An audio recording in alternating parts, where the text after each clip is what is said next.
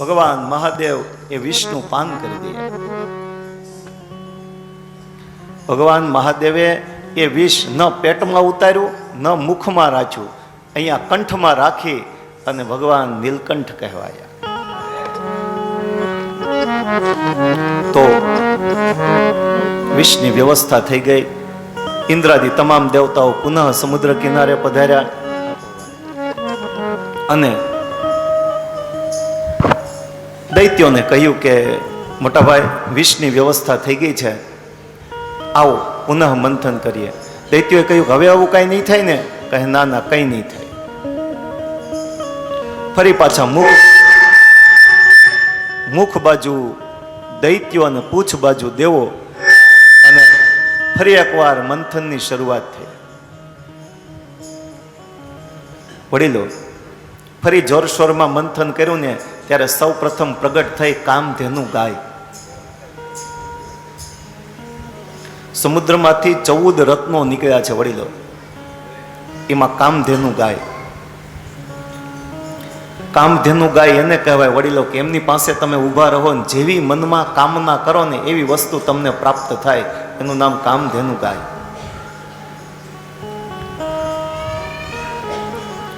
અને દેવો ને દૈત્યોએ બંને સંમતિથી એવું નક્કી કર્યું કે ઋષિમુનિઓ દરરોજ યજ્ઞ કરે છે, એ લોકો પાસે કંઈ કમાવાનું સાધન તો છે નહીં, તો પછી એને પૂજાપોની જરૂર હોય તો એ લોકો પૂજાપો ક્યાંથી લાવે? એટલે દેવો ને દૈત્યોએ સંમતિથી પહેલી વસ્તુ પરોપકારાર્થે દાનમાં આપી દીધી. અને આમે લોકો એવો નિયમ રાખે કે પહેલી વસ્તુ પરોપકારાર્થે. આપણે સૌ ખેતી કરીએ છીએ તો ખેતીમાંથી પહેલો પાક આવે તો એ આપણે રામજી મંદિરે આપીએ, શિવ મંદિરે આપીએ, ગામમાં બ્રાહ્મણ રહેતા હોય તો એને આપીએ. પહેલી વસ્તુ પરોપકારાર્થે. વ્યક્તિ નોકરીએ ચડે અને નોકરીમાં એને પહેલો પગાર આવે ને તો એ પહેલો પગાર છે ને એમાંથી દાન પુણ્ય કરે.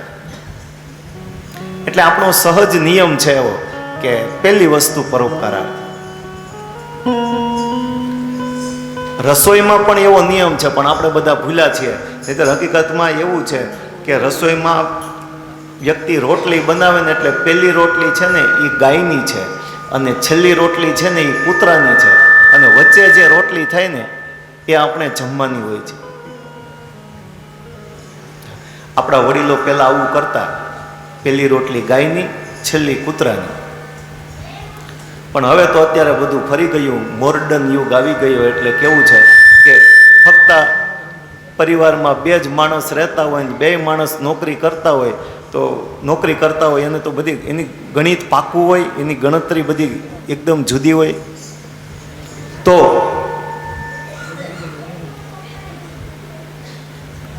એ લોકો ગણીને રોટલી બનાવે. ભાઈ 5 રોટલી સાહેબ ખાય છે એટલે એની 5 રોટલી અને બેન 4 રોટલી ખાય છે તો એની 4 રોટલી, તો 9 થી 10 રોટલી જ બને, એમાં એકે ન વધે કે ન ઘટે. અને એનાથી તમને હું આગળ કહું ને તો સવારમાં સાહેબને સવારની નોકરી હોય એટલે બેન છે ને સાહેબનું ટિફિન બનાવે ને ત્યારે જ સવારમાં હારે લોટ બાંધી નાખે એટલે સાહેબની 5 રોટલી ટિફિનમાં ભરી દે અને સાહેબ ટિફિન લઈને વહી જાય એટલે પેલી જે ગાયની રોટલી હોય ને સાહેબના ટિફિનમાં વહી જાય. અને પછી છેલ્લે ઓલો લોટ રાખ્યો હોય ને બેનને જ્યારે ભૂખ લાગે ત્યારે એમાંથી રોટલી બનાવે. એટલે એ મેં કીધું એમ કે ગણીને જ લોટ બાંધ્યો છે એટલે એમાંથી 5 રોટલી બને, એમાં છેલ્લી કૂતરાના ભાગની રોટલી હોય ને એ બેન ખાઈ જાય. અને પછી થાય શું ખબર વડીલો? સાહેબ છે ને દરરોજ ગાયના ભાગની રોટલી ખાતા હોય ને એટલે એ રોટલી ખાતા ખાતા ખાતા સાહેબ બિચારા ગાય જેવા થઈ જાય. અને બેન દરરોજ કૂતરાના ભાગની ખાતા હોય એટલે બેન નો સ્વભાવ કૂતરા જેવો થઈ જાય. અને પછી વડકા નાખ્યા જ કરે ને સાહેબ હાવ ગાય જેવા છે એટલે એ બધું સાંભળે રાખે.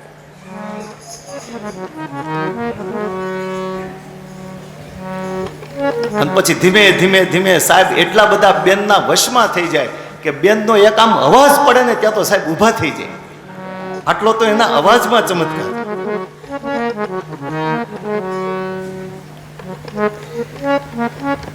કાલે મને એક ભાઈ કહેતા હતા દાદા તમે બહુ હસાવતા નથી.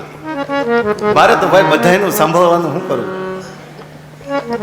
તો પેલી રોટલી પરોપકારાર્થે, પેલી વસ્તુ પરોપકારાર્થે ઋષિ મુનિઓને આપી દીધી ગાય. ફરી પાછું આગળ જોરશોરમાં મંથન થયું તો ઉચ્ચૈશ્રવા નામનો અશ્વ નીકળ્યો. ઉચ્ચૈશ્રવા અશ્વ બલિરાજાને ગમ્યો એટલે એ અશ્વ બલિરાજાએ રાખ્યો, ઘોડો ઉચ્ચૈશ્રવા. પછી ઐરાવત હાથી નીકળ્યો, ઇન્દ્રએ પોતાના પાસે રાખ્યો. ચિંતામણી નામનો મણી નીકળ્યો, એ ભગવાન વિષ્ણુએ રાખ્યો. સારંગ ધનુષ નીકળ્યું, ભગવાન વિષ્ણુએ રાખ્યું. પારિજાત નામનું વૃક્ષ નીકળ્યું, કલ્પ વૃક્ષ, એ સ્વર્ગમાં રોપાયું. અપ્સરાઓ નીકળી, એ દેવતાઓએ રાખી. શંખ નીકળ્યો, ભગવાન વિષ્ણુએ હાથમાં ધારણ કર્યો.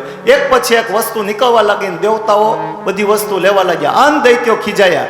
દૈત્યોએ કહ્યું, જે નીકળે એ બધું તમે ઘર ભેગું કરો છો, હું અમે મહેનત નથી કરતા, આમાં અમારોય ભાગ લાગે. હજી અમૃત નીકળ્યું નથી ત્યાં સુધી સ્વાર્થ થતો છે. એટલે ઇન્દ્રએ પાછા બે હાથ જોડ્યા કહ્યું, મોટા ભાઈ એમાં ક્રોધ શાનો, હવે જે નીકળે એ તમારું. અને ફરી પાછું વડીલો જોરશોરમાં મંથન થયું. એવું જોરશોરમાં મંથન કર્યું કે સમુદ્રમાંથી નીકળી વારુણી નામની મદિરા.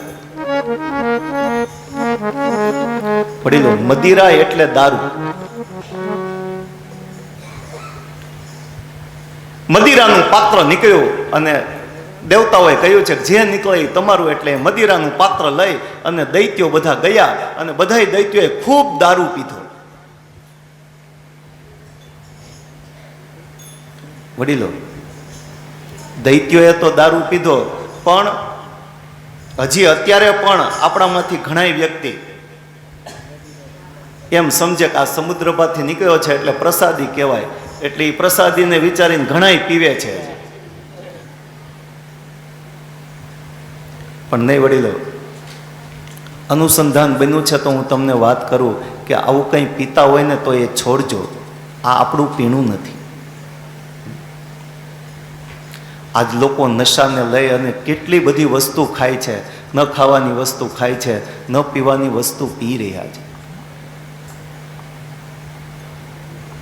દારૂનું દૂષણ ધીમે ધીમે ધીમે વધતું જાય છે. વડીલો શહેરમાં તો મને બહુ ખબર નહીં, શહેરમાં તો પીવાય છે, પણ હવે ધીમે ધીમે અમારે ગામડે પણ આવી ગયું છે.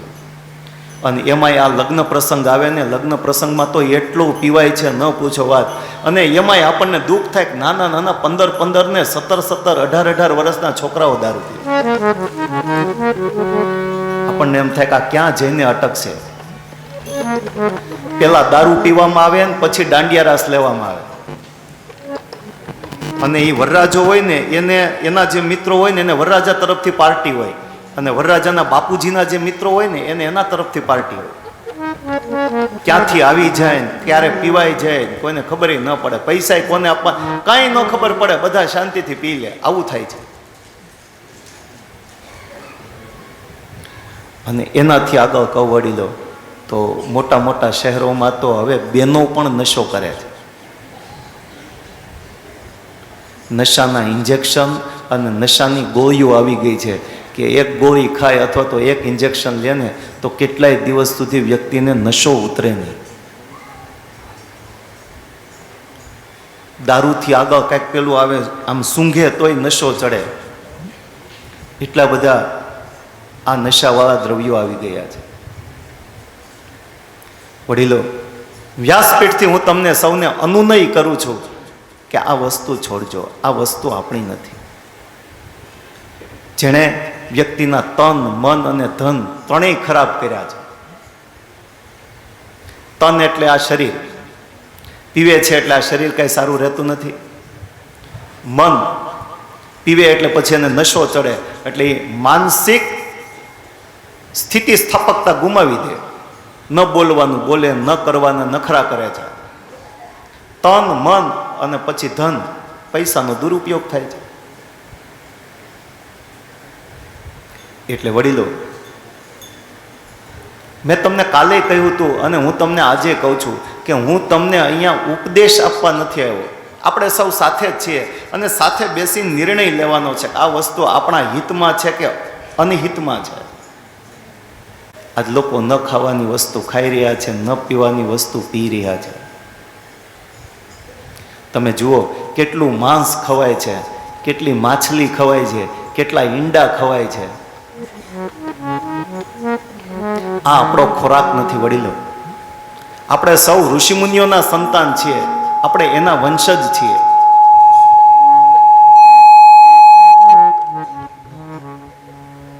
એટલે ઋષિમુનિઓને કલંક ન લાગે ને એવું જીવન જીવો વળી. જુઓ, હું તમારી આગળ એક વાત મૂકું, એ વાત ઉપર તમે વિચારજો કે હકીકતમાં આ ખાણું, આ પીણું એ આપણું છે કે નથી. જુઓ વડીલો, જ્યારે આ સૃષ્ટિનું સર્જન થયું ને ત્યારે ભગવાને બે વિભાગ કર્યા. બે વિભાગ, એક શાકાહારી વિભાગ અને એક માંસાહારી વિભાગ. અમુક જીવોને ભગવાને શાકાહારી અને તૃણાહારી બનાવ્યા, અમુક જીવોને ભગવાને માંસાહારી બનાવ્યા.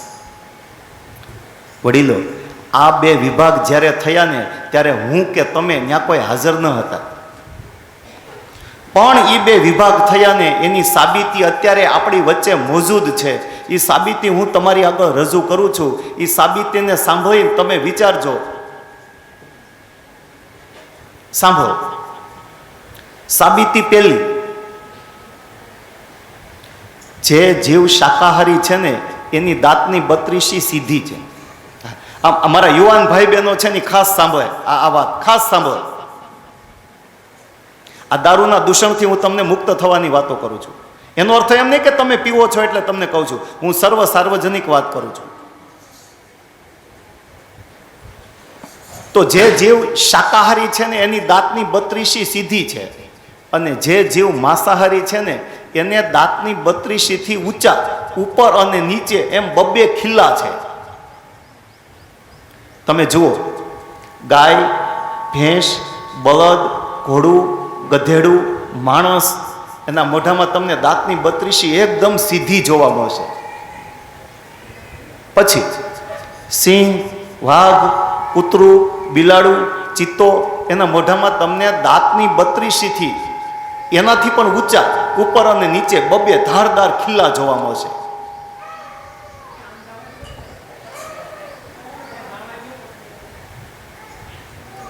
સાબિતી બીજી, જે જીવ જીભથી ચાટીને પાણી પીવે છે ને એ જીવ માંસાહારી છે, અને જે જીવ મોઢું બોઈને અથવા હોઠ ઉપર ગ્લાસ મૂકીને પાણી પીવે ને એ જીવ શાકાહારી છે.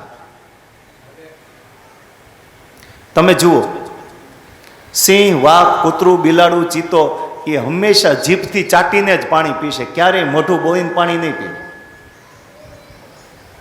જ્યારે ગાય, ભેંસ,